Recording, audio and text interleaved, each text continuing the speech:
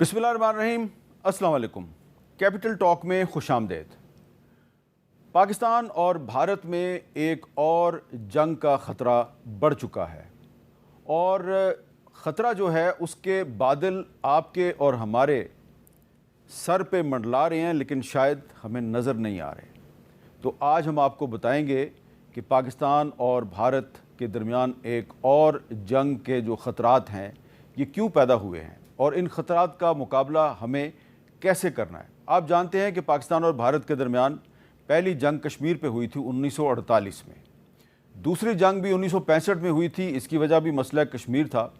और फिर जो 1971 में पाकिस्तान और भारत में जंग हुई उसके नतीजे में पाकिस्तान दो लख्त हो गया। उसके बाद 1999 में कारगिल के मुहाज पर एक जंग हुई थी और उसमें दोनों अतराफ़ का काफ़ी नुकसान हुआ था। फिर मई 2025 में एक और पाकिस्तान और भारत के दरमियान जंग हुई और इस जंग में पाकिस्तान ने भारत को इबरतनाक शिकस्त दी, जिसकी कि सारी दुनिया गवाही देती है। इस जंग के बाद से भारत जो है उसने पाकिस्तान से अपनी शिकस्त का बदला लेने के लिए एक और जंग मुसल्लत करने का मंसूबा बनाया है, लेकिन ये जंग वो पाकिस्तान से शुरू नहीं करना चाहता। इस जंग का आगाज़ भारत में जो बीजेपी की हुकूमत है उसने भारत में जो 20 करोड़ से ज़्यादा मुसलमान रहते हैं उनके साथ इस जंग का आगाज़ कर दिया है। तो ये जंग जो है ये दरअसल पाकिस्तान के साथ जंग नहीं है, ये मुसलमानों और इस्लाम के ख़िलाफ़ जंग है। अब आप ये समझ रहे होंगे कि मैंने मुसलमानों के साथ इस्लाम का लफ्ज़ क्यों ऐड किया। तो मैं एक सहाफ़ी हूँ और ठोस शवाहिद के बगैर मैं कोई दावा नहीं करता। तो आज के प्रोग्राम में मैं आपके सामने ऐसे ठोस शवाहिद रखूँगा जिससे कि आपको ये यकीन हो जाएगा कि भारत ने जो पाकिस्तान के ख़िलाफ़ एक और जंग शुरू करने का मंसूबा बना रखा है, इस जंग का आगाज़ उसने भारत में 20 करोड़ से ज़्यादा मुसलमानों के साथ आगाज़ कर दिया है और इस्लाम के ख़िलाफ़ भी उसने इस जंग का आगाज़ कर दिया है। तो ये भारतीय मुसलमानों और इस्लाम के ख़िलाफ़ जंग शुरू हो चुकी है। अब इस जंग को दोबारा उसने पाकिस्तान का जो बॉर्डर है वहाँ तक लेकर आना है। तो इसलिए मैं आज आपको कुछ ऐसे शवाहिद से रोशनास करवाऊँगा कि जिनको जानकर आपको तकलीफ़ भी होगी। और ये तकलीफ़ दे शवाहिद मैं आपके सामने इसलिए रखना चाह रहा हूँ कि मैं आपको ख़बरदार करूँ कि हम एक और जंग की तरफ बढ़ रहे हैं और ये पाक भारत जंग नहीं है। ये दरअसल भारत की जो हुक्मरान जमात है बीजेपी, वो पाकिस्तान के नाम पर दरअसल इस्लाम के ख़िलाफ़ जंग शुरू करने वाली है। और इसकी गवाही मैं नहीं दे रहा, इसकी गवाही भारत में कुछ हिंदू इंटेलेक्चुअल्स, राइटर्स और ह्यूमन राइट्स एक्टिविस्ट भी दे रहे हैं। मैं आपके सामने एक क्लिप पेश करता हूं जो भारत के एक एक्टर हैं और पॉलिटिशियन भी हैं, प्रकाश राज। आपने इंडियन फिल्मों में इनको देखा होगा। इनका चेहरा जो है वो आपको अजनबी नहीं लगेगा। ये बड़े मशहूर भारतीय एक्टर हैं प्रकाश राज। ये आपको बता रहे हैं कि भारत में इस वक्त क्या हो रहा है। सुनिए वो क्या कहते हैं। Please try to understand whatever is happening in this country is a preparation of a genocide. They want to wipe out Musliman. They want to wipe out tribal people, minorities. That is their agenda. I got a letter from Prime Minister Modi. A letter full of lies. You have to fight the RSS. Their agenda is genocide. Their agenda is to change the constitution because they are not comfortable with that. तो ये अंग्रेज़ी में प्रकाश राज साहब ने कहा कि भारत में मुसलमानों का एक जेनोसाइड होने वाला है और सिर्फ मुसलमानों का नहीं, उन्होंने कहा ट्राइबल पीपल का भी होने वाला है।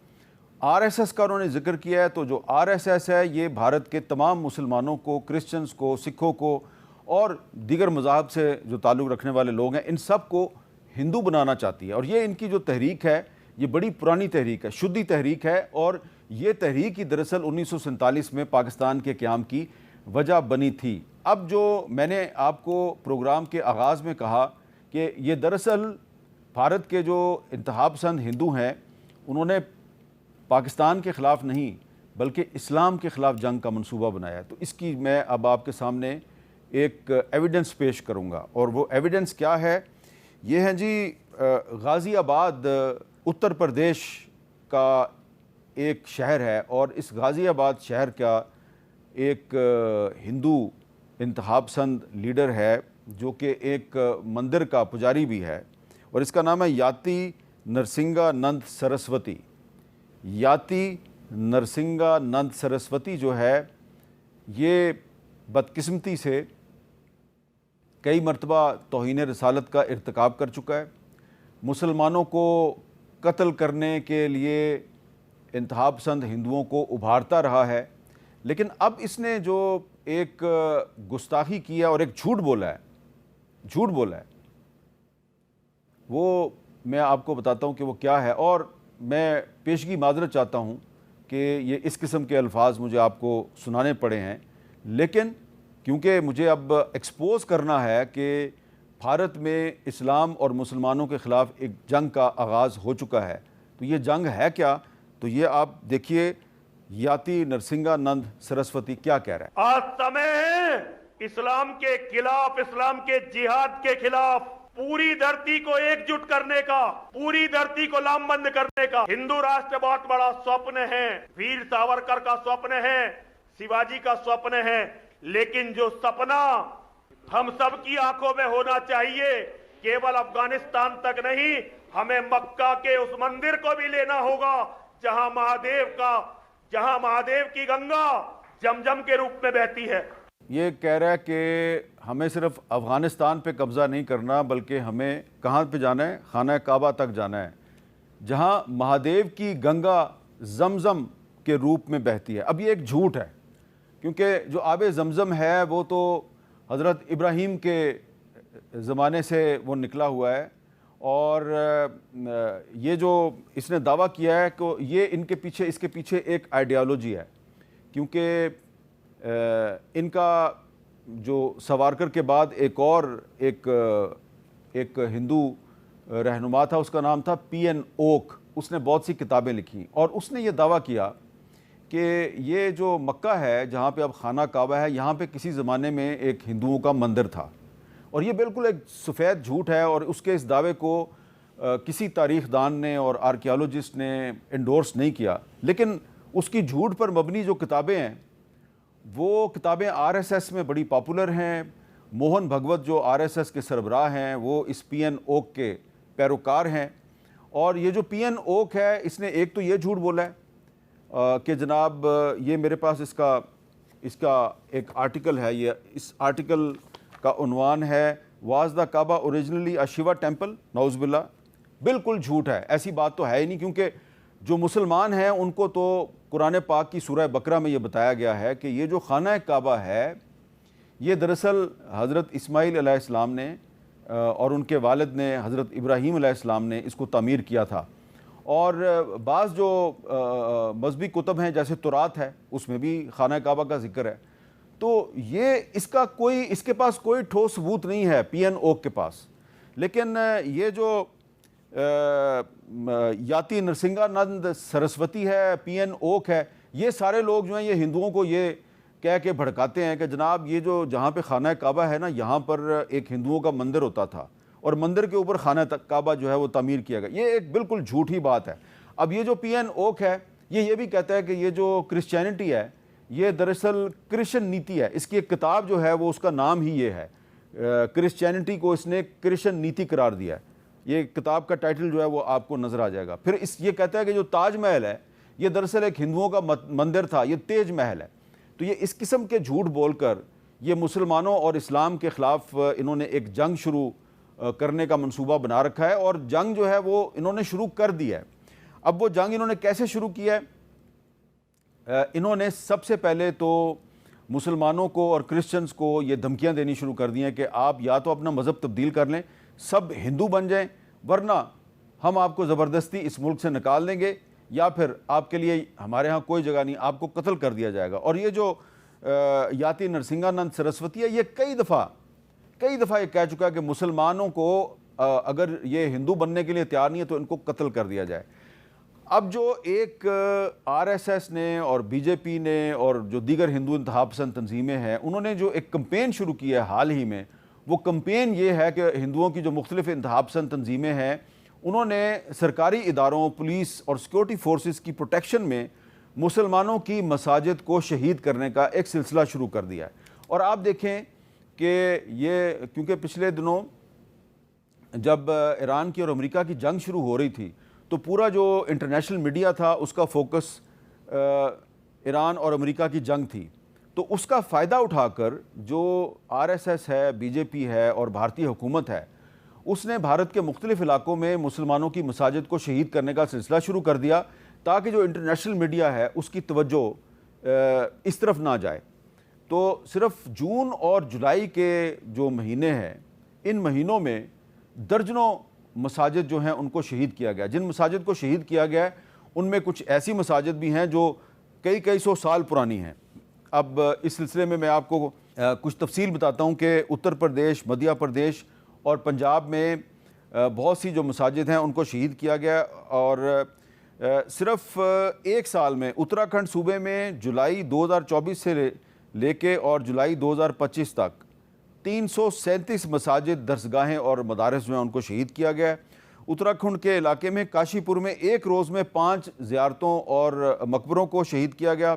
इसी तरह उत्तर प्रदेश में नरेंद्र मोदी के दौरे हुकूमत में 350 से ज़ायद मसाजिद को शहीद किया जा चुका है। अल जज़ीरा जो है उसने इस सिलसिले में एक डॉक्यूमेंट्री भी बनाई है, एक इन्वेस्टिगेशन भी की है, और अल जज़ीरा ने दावा किया कि ये उत्तर प्रदेश में सिर्फ एक दिन यानी 4 जुलाई के दिन 5 मसाजिद को शहीद किया गया। ये यानी कि ये जो 5 जुलाई 2026 है, एक दिन में वहाँ पर 5 मसाजिद को शहीद किया गया। और उत्तर प्रदेश में अब तक जिन मसाजिद को शहीद किया जा चुका है उनमें 16वीं सदी में तामीर की गई शाही मस्जिद अली आबाद, मस्जिद गरीब नवाज, संभल मस्जिद, ज्ञानी वापी मस्जिद और शाही ईदगाह शामिल है। राजस्थान में 20 से 23 जून 2026 के दौरान सिर्फ 4 दिन में 12 मसाजिद को शहीद किया गया है। 4 दिन में 12 मसाजिद को शहीद किया गया है। इसी तरह भारत में जो मुख्तलिफ अखबारात और टीवी चैनल्स हैं उन्होंने ये बताया है कि 2026 में यानी कि पिछले 2-3 माह में 23 से ज़्यादा मसाजिद जो हैं वो शहीद की जा चुकी हैं। और इसमें जो 5 जुलाई को जो 5 मसाजिद शहीद की गई हैं उनको भी मिला लें तो ये 28 हो जाती हैं। ये जो मसाजिद शहीद की गई हैं, ऐसी मसाजिद जो हैं वो ज़्यादा शामिल हैं जो कई सौ साल पुरानी थी, और इनमें से कुछ मसाजिद ऐसी भी हैं जिनके बारे में हिंदुओं इंतहा पसंदों का दावा है कि यहाँ पे पहले मंदिर होते थे। और इनमें एक कदीम मस्जिद शहीदगंज 200 साल पुरानी दरगाह भी शामिल है। और इन मस्जिदों और ज़ियारतों को दिल्ली, महाराष्ट्र, उत्तर प्रदेश, गुजरात, राजस्थान और हरियाणा में शहीद किया गया। मेरे पास बहुत सी मसाजिद जो हैं उनके नाम भी हैं, और कुछ ऐसी मसाजिद जो हैं उनके भी नाम हैं जिनको भी शहीद नहीं किया गया, उनको शहीद करने की तैयारी की जा रही है। लेकिन हाल ही में जिन मसाजिद को शहीद किया गया, मसलन मई के महीने में एक 200 साल पुरानी मंगोलपुरी दरगाह, इसको शहीद किया गया है। 21 मई को दिल्ली में मदरसा पतमपुरा, इसको शहीद किया गया। 29 मई को हरियाणा में फरीदाबाद की मस्जिद को शहीद किया गया है। और 30 मई को मुंबई में बांद्रा ईस्ट में 2 मसाजिद को शहीद किया गया। इसी तरह 1 जून 2026 को गुजरात में एक पूरे का पूरा मुसलमानों का कब्रिस्तान और वहाँ पे जो 3 दरगाहें थीं, इनको शहीद कर दिया गया। 2 जून 2026 को मुंबई में एक 70 साल पुरानी दरगाह सैयद बरकत अली शाह, इसको शहीद किया गया। 2 जून 2026 को उत्तर प्रदेश में 200 साल पुरानी आज गायब मस्जिद, इसको भी शहीद कर दिया गया। और 4 जून 2026 को पुणे में महाराष्ट्र में हज़रत शमसुद्दीन कादरी की 100 साल पुरानी दरगाह जो है, इसको शहीद किया गया है। यानी ये वो दरगाह थी जो कि क़याम पाकिस्तान से भी पहले मौजूद थी, उसको भी शहीद कर दिया गया। 5 जून को उत्तर प्रदेश में 600 साल पुरानी एक दरगाह को शहीद किया गया है। 6 जून को उत्तर प्रदेश में मस्जिद मुस्तफ़ा कादरी, इसको भी शहीद कर दिया गया। 10 जून को उत्तर प्रदेश में एक बड़ी ईदगाह को शहीद किया गया। 8 जून को जयपुर राजस्थान में नूरानी मस्जिद को शहीद किया गया, ये भी बहुत पुरानी मस्जिद थी। 8 जून को महाराष्ट्र में नूरी मस्जिद को शहीद किया गया। 10 जून को उत्तर प्रदेश में सैयद शाह बाबा शहीद की जो दरगाह है, इसको शहीद किया गया। और 17 जून को उत्तर प्रदेश में 1000 साल पुरानी मस्जिद गंज शहीदा, इसको भी शहीद कर दिया गया। और इसके बाद 18 जून को राजस्थान में 4 मसाजिद को एक ही दिन में शहीद कर दिया गया। ये जो मसाजिद को शहीद किया जा रहा है, तो इन मसाजिद को शहीद करने की जो कैंपेन है, इसको सिस्टमेटिक तरीके से आगे बढ़ाया जा रहा है। और उसकी वजह यह है कि जो आरएसएस के सरबराह हैं मोहन भगवत, वो एक टारगेट मुकर्रर कर चुके हैं। उन्होंने एक टाइमलाइन मुकर्रर की है। वो कहते हैं जी कि हम 2047 तक 2047 तक अखंड भारत बनाएंगे। अखंड भारत का मतलब ये है कि वो उसमें एक ग्रेटर इंडिया होगा जिसमें पाकिस्तान, बांग्लादेश, अफ़गानिस्तान, नेपाल, श्रीलंका, भूटान, म्यांमार, ये तमाम ममालिक जो हैं, 7-8 ममालिक जो हैं वो उसमें शामिल होंगे। और इसका जो नक्शा है उन्होंने अपनी पार्लियामेंट में लटकाया भी हुआ है। और मोहन भगवत साहब जो हैं वो ये कहते हैं जी कि अगर आपने ग्रेटर इंडिया यानी कि अखंड भारत बनाना है तो इसके लिए ज़रूरी है कि तमाम जो भारत के मुसलमान हैं इनको हिंदू बनाया जाए। तो उनके क्या ख्यालात हैं, ज़रा सुनिए। भारत देश को अपने अखंड भारत के रूप में कब तक देख लेंगे? आज हम दुनिया में अलग अलग देश जाने जाते हैं, लेकिन वास्तव में हम एक ही भारतीय मुख्य भूमि के अंग है। आपके बूढ़े रिटायर होने के पहले आपको दिख जाएगा। भारत के सबके सब मुसलमान हिंदू हैं, कोई अरबस्तान से आया नहीं। मूर्ति पूजा की आदत लगी है तो मजार कब्र की पूजा शुरू हो गई। अब उसको अगर ये समझ में आ जाए भारत के मुसलमान को कि हमारी केवल पूजा पद्धति बदली है, वैसे तो हम हिंदू ही है, हिंदू पूर्वजों के वंशज है और हिंदू संस्कृति की विरासत है, हिंदू स्वभाव ही हमको मिला है, तो सारा झगड़ा खत्म हो जाएगा। तो ये अब आप आरएसएस के सरबराह जो हैं मोहन भगवत, इनके अल्फाज आपने सुन लिए। ये कह रहे हैं जनाब के जो अखंड भारत है वो भी बनेगा और हम मुसलमानों को हिंदू भी बनाएंगे। अब पाकिस्तान में कुछ लोग ऐसे हैं जो ये कहते हैं जी आप अखंड भारत से ना घबराएं। वो अखंड भारत जो है वो दरअसल एक उनका एक जो है ना एक सकाफती नज़रिया है। ये कोई उन्होंने एक जोग्राफियाई नक्शा नहीं बनाया हुआ। ये तो उन्होंने सिर्फ ये बताया है कि हज़ारों साल पहले ये पूरा जो ख़िता था ये एक तहज़ीब थी, और अगर इन्होंने अखंड भारत का नक्शा जो है वो लगा दिया है अपने पार्लियामेंट की किसी दीवार पे लगा दिया, तो उसको घबराने की ज़रूरत नहीं है। तो मैं आपको बताना चाहता हूँ कि जो लोग कहते हैं कि आप अखंड भारत से ना घबराएं, वो एक आरएसएस के लीडर हैं राम माधव। राम माधव का एक इंटरव्यू है जो कुछ अर्सा पहले अल जज़ीरा पे नशर हुआ था। तो उसमें उन्होंने उनसे सवाल क्या किया गया और उनका जवाब क्या था, ज़रा सुनिए। I had the opportunity to visit the RSS headquarters in Nagpur in India. I saw this massive map on the wall which showed India, but no Pakistan and no Bangladesh. And I believe that's what's called Akhand Bharat. Is that what you want to see one day? India restored, undivided, Bangladesh, Pakistan gone from the map? The RSS still believes that one day these parts which have for historical reasons separated only 60 years ago will again through popular goodwill come together and Akhand Bharat will be created. Wow. The RSS believes in that. You were the RSS as an RSS member, I also hold on to that view. तो राम माधव जो है उसने वाज़े अल्फाज में कहा है कि हम अखंड भारत बनाना चाहते हैं।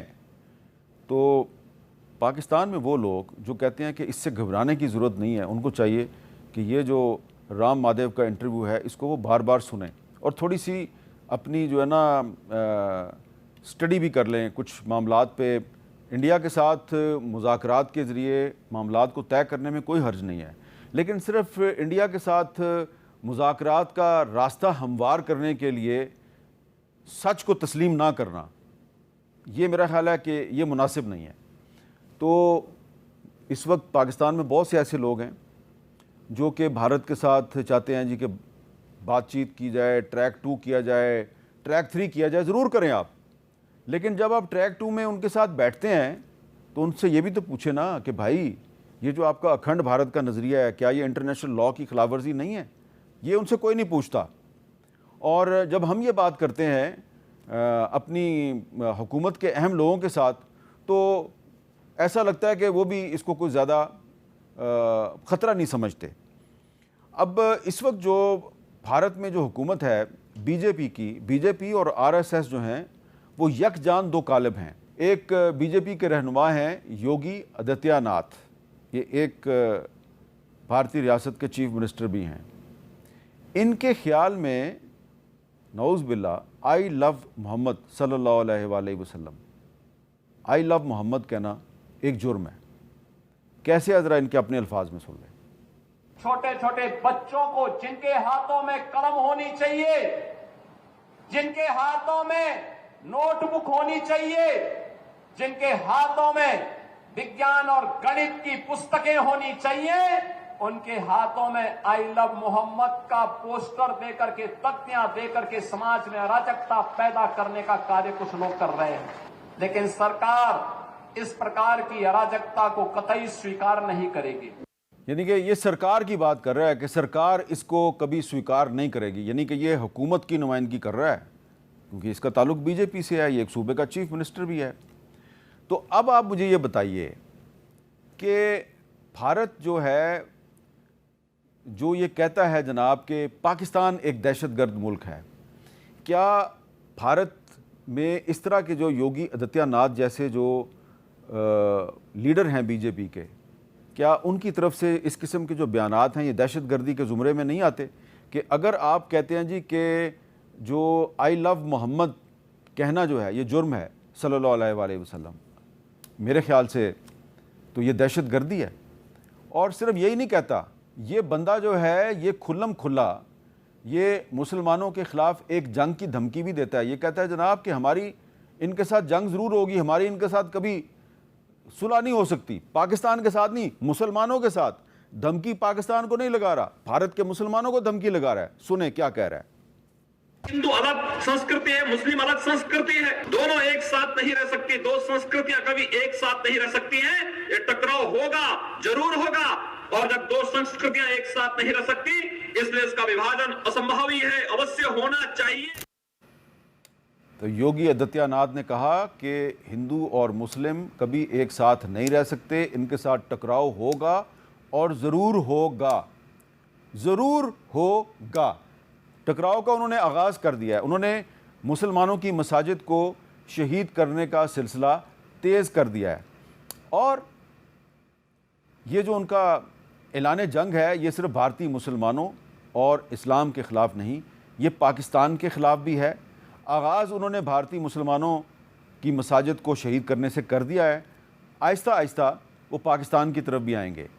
तो क्या हम पाकिस्तान में तैयार हैं, एक और जंग के लिए तैयार हैं? यकीनन आप और मैं तो तैयार हैं, लेकिन जो हमारे पाकिस्तान के अंदर की जो इस वक्त सूरत हाल है, क्या वो एक आइडियल सिचुएशन है? क्या हम भारत जो कि इस्लाम के ख़िलाफ़ एक जंग करने का मंसूबा बना चुका है, क्या हम उसको एक दफ़ा फिर शिकस्त देने के लिए आपस में मुत्तहिद हैं? ये एक अहम सवाल है, इस पर मज़ीद बात करते हैं एक वक्फे के बाद।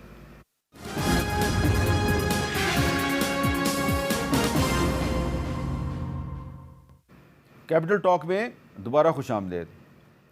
जैसा कि मैं आपको पहले भी अर्ज़ कर चुका हूँ कि भारत में एक बहुत बड़ा जेनोसाइड जो है उसका मंसूबा बनाया जा चुका है।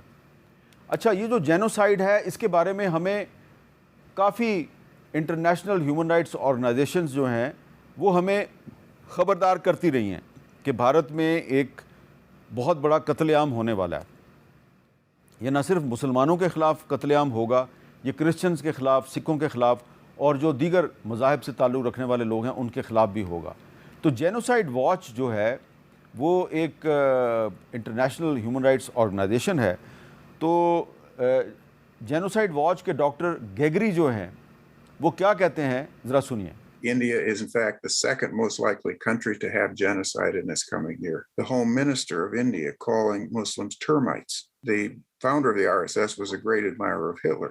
Mr. Modi himself, who is a member of the RSS, and when he was chief minister of Gujarat, massacre of Muslims occurred. He did nothing. We have attacks on churches. We have attacks on mosques. People will tell Mr. Modi, no, you can't do this. You can't keep up this hatred here in this country. Doctor Gregory ने जो बातें की, अब ऐसा लग रहा है कि उन्होंने जिस ख़तरे से ख़बरदार किया था दुनिया को, वो ख़तरा जो है बदकिस्मती से अब हकीकत बनता जा रहा है। और भारत में सिर्फ मुसलमानों के ख़िलाफ़ नहीं बल्कि क्रिश्चियंस के ख़िलाफ़ भी एक जेनोसाइड जो है उसका बाकायदा अमली तौर पर आगाज़ हो चुका है। मुसलमानों की मसाजिद को शहीद करने का सिलसिला तो एक तवील अरसे से जारी था, लेकिन भारत ने दरअसल ईरान और अमेरिका की जो जंग थी इससे फ़ायदा उठाने की कोशिश की। ये जब फरवरी में अमेरिका ने इज़राइल के साथ मिलकर ईरान पर हमला किया और फिर मार्च और मई का जो महीना है वो पूरी दुनिया की तवज्जो इस जंग पे थी और पाकिस्तान जो है वो जंग रुकवाने पे उसका ज़ोर था। और डोनाल्ड ट्रंप जो हैं वो बार बार पिछले साल जो पाकिस्तान और भारत की जंग थी उसके हवाले से बयान दिए जा रहे थे कि भारत के 7 त्यारे जो हैं वो तबाह कर दिए पाकिस्तान ने, 8 त्यारे तबाह कर दिए पाकिस्तान ने।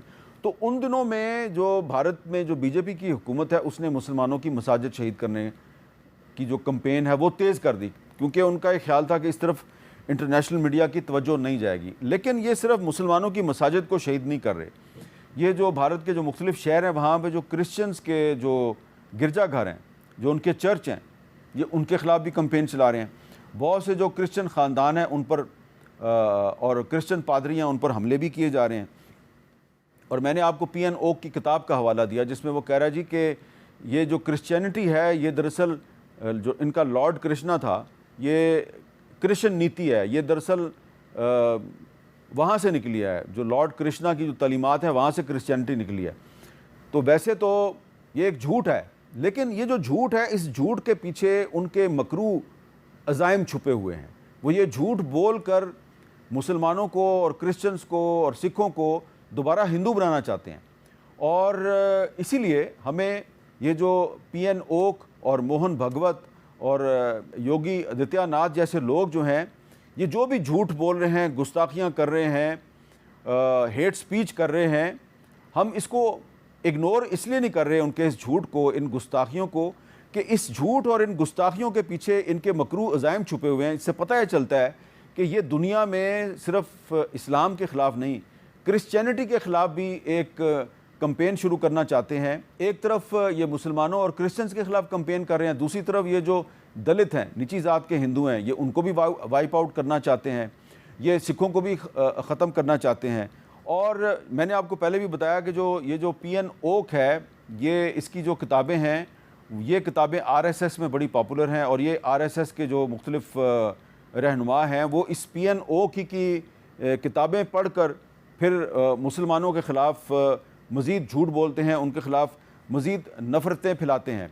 और ये जब आप विजुअल देखते हैं आप के भारत के मुख्तलिफ शहरों में मुसलमानों की मसाजिद को शहीद किया जा रहा है, एक नहीं कई मसाजिद को शहीद किया जा रहा है।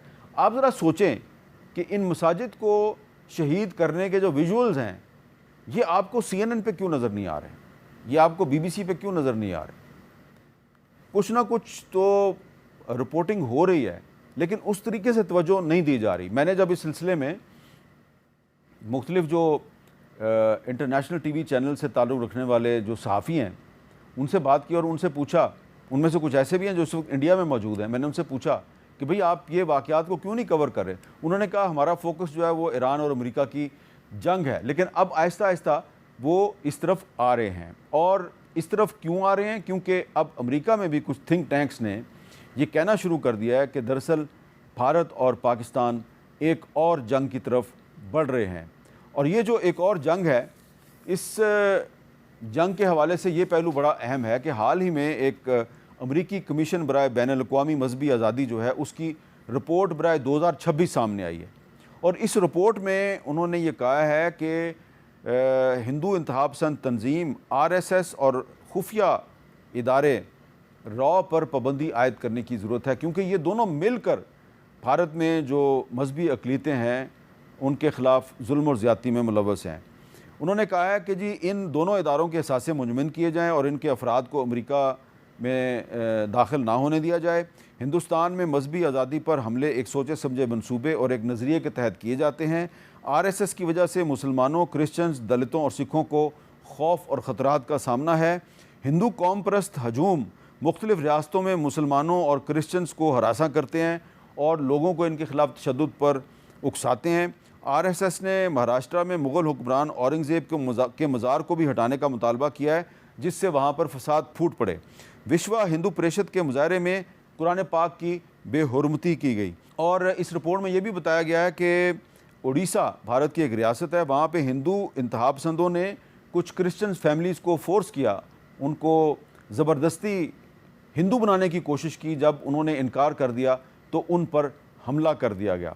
तो इस वक्त भारत की जो इंतहा पसंद हुक्मरान जमात है BJP और उसकी जो बगल बच्चा तंजीम है RSS और विश्व हिंदू परिषद, इन्होंने सिर्फ़ मुसलमानों के ख़िलाफ़ नहीं, इन्होंने सिर्फ इस्लाम के ख़िलाफ़ नहीं बल्कि क्रिश्चियंस और सिखों के ख़िलाफ़ भी एक जंग का आगाज़ कर दिया है। अब इस जंग का मुकाबला हमें कैसे करना है, इस पर मज़ीद बात करते हैं एक वक्फे के बाद।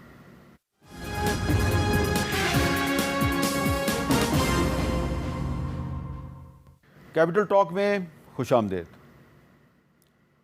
हम आपको बता रहे हैं कि पाकिस्तान और भारत एक और जंग की तरफ क्यों बढ़ रहे हैं। और पहले भी जंग पाकिस्तान ने शुरू नहीं की थी, पहले भी जंग भारत ने शुरू की थी, और इस मरतबा भी जो पाकिस्तान पे जंग मुसल्लत करने का मंसूबा है ये भारत ने बनाया है। मैंने आपको बता दिया कि ये जंग किन किन वजूहात की बना पर हो सकती है। सबसे पहले तो मैंने आपको ये बताया कि भारत में मुसलमानों के जेनोसाइड का एक मंसूबा जो है उस पर अमल दरामद शुरू हो चुका है।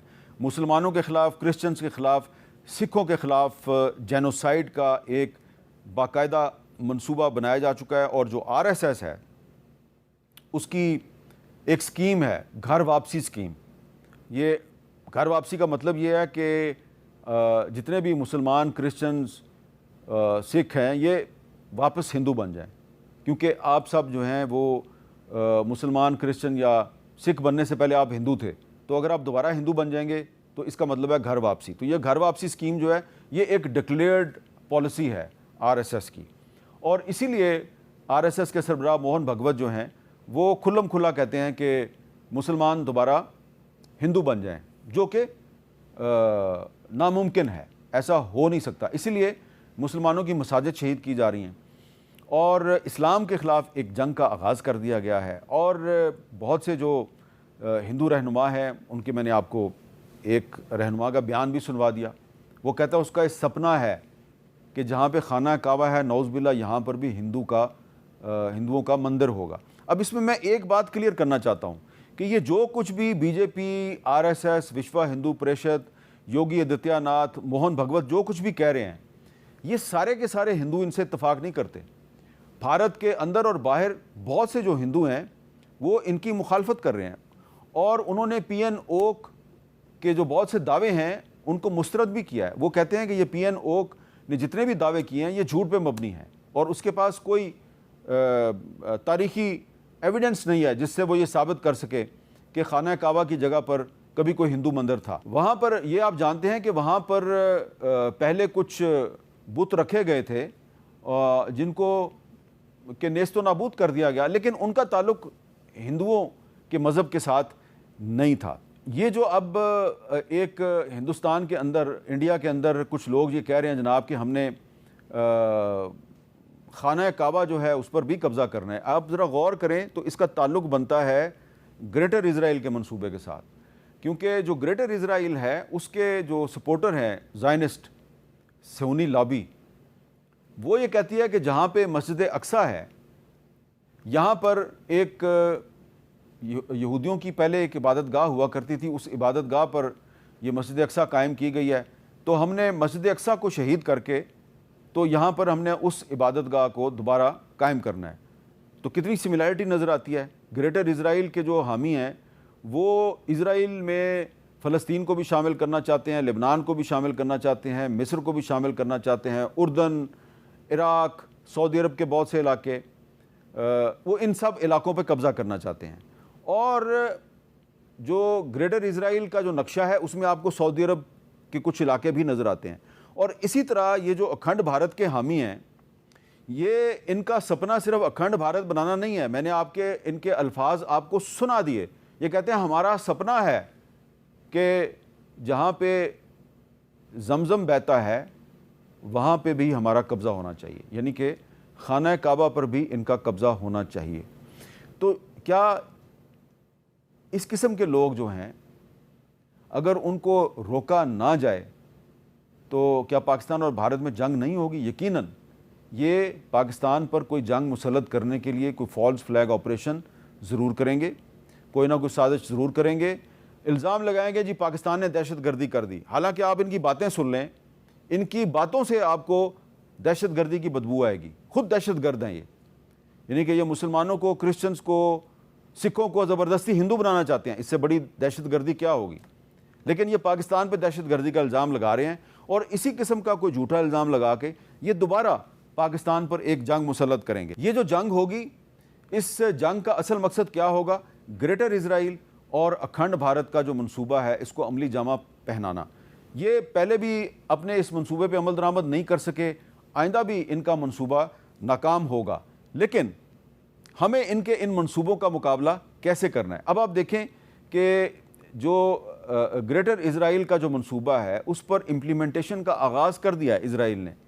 उसने गज़ा पे भी कब्ज़ा कर लिया है और अब उसने जनूबी लबनान के बहुत से इलाकों पर भी कब्ज़ा कर लिया। आहिस्ता आहिस्ता वो ग्रेटर इजराइल का जो मंसूबा है उस पर अमल दरामद शुरू कर दिया है उसने। तो जब इजराइल ने ईरान पर हमला किया, ऐन उन्हीं दिनों में भारत की जो हुक्मरान जमात है बीजेपी, उसने मुसलमानों की मसाजिद को शहीद करने का सिलसिला शुरू कर दिया। तो दोनों जो हैं वो एक ही वक्त में ग्रेटर इजराइल और अखंड भारत के मंसूबे पे अमल दरामद का आगाज़ कर चुके हैं। और अब इनके इस मंसूबे का मुकाबला हमें कैसे करना है? हमें इसके लिए पाकिस्तान के अंदर इत्तेहाद कायम करना है। एक तो अच्छी बात यह है कि ये जो कुछ हिंदू इंतहा पसंद कहते हैं जी कि हमारा सपना है कि हमने खाना काबा पर भी कब्ज़ा करना है, तो उस मंसूबे को नाकाम बनाने के लिए तो पाकिस्तान और सऊदी अरब का एक दफ़ाई मुआहदा हो चुका है। सऊदी अरब के किसी भी इलाके पे हमला किया जाएगा तो पाकिस्तान जो है वो सऊदी अरब का दफ़ा करेगा, और खुदा न खास्ता अगर मुसलमानों के मुकामात मुक़द्दसा पर हमला किया जाता है तो पूरी पाकिस्तानी कौम जो है वो सऊदी अरब का दफ़ा करने के लिए उठ खड़ी होगी। लेकिन मैं आपको जो आखिर में एक बात बताना चाहता हूँ वो बड़ी अहम है। ये जो हिंदू इंतहा पसंद है ना, इनका जो एक आइडियालॉग है, इनका एक तो सावरकर है ना, दूसरा पीएन ओक है।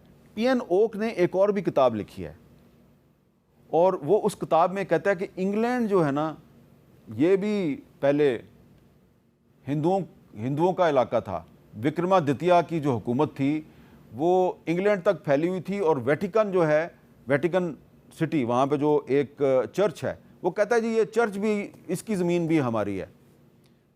वेटिकन सिटी, सिर्फ खाना काबा पे कब्ज़ा नहीं करना चाहते, वेटिकन सिटी पर भी कब्ज़ा करना चाहते हैं ये हिंदू इंतहा पसंद। इनकी लड़ाई सिर्फ इस्लाम के साथ नहीं है, क्रिश्चियनिटी के साथ भी है। तो अगर पाकिस्तान ने सऊदी अरब के साथ एक इत्तेहाद कायम कर लिया है तो पाकिस्तान को इसमें तुर्की को और दीगर मुस्लिम ममालिक को भी इसमें शामिल करना चाहिए, और पाकिस्तान को जो वेस्टर्न कंट्रीज़ हैं, अमेरिका है, इंग्लैंड है, फ्रांस है, जर्मनी, उनको भी बताना चाहिए कि भाई ये देखो पीएनओ की किताबें आप खुद पढ़ लें, ये सिर्फ खाना काबा पे कब्ज़ा नहीं करना चाहते, ये वेटिकन सिटी पे भी कब्ज़ा करना चाहते हैं। तो इसलिए पाकिस्तान जो है उसको एक ब्रॉड बेस्ड इंटरनेशनल अलायंस बनाना है, और ये अलायंस जो होगा ये हिंदुओं के ख़िलाफ़ नहीं होगा। ये इस वक्त जो भारत में इंतहा पसंद हिंदुओं की जो हुकूमत है ये उसके ख़िलाफ़ होगा, बल्कि कोशिश की जानी चाहिए कि जो भारत के हिंदुओं की अक्सरियत जो कि बीजेपी की हमायत नहीं करती, जो आरएसएस की हमायत नहीं करती, उनको साथ मिलाया जाए।